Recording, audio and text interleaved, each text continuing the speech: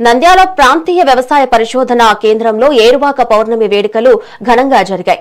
మంత్రి NMD Farooq, MP Byreddy Shabari, MLA Charitha Reddy, collector Rajakumari Ganiya ఈ కార్యక్రమంలో పాల్గొన్నారు. సాంప్రదాయబద్దంగా పూజలు చేసి మంత్రి నాగలి పట్టి దుక్కి దున్నారు.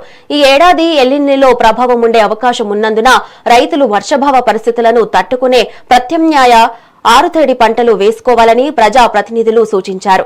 భూసార పరీక్షలకు అనుగుణంగా ఎరువులు వాడాలని, విచ్చలవిడిగా యూరియా వాడి నేల ఆరోగ్యం పాడు చేసుకోవద్దని సూచించారు. ప్రకృతి వ్యవసాయం వైపు మొగ్గు చూపాలని అధికారులు, నేతలు రైతులకు పిలుపునిచ్చారు.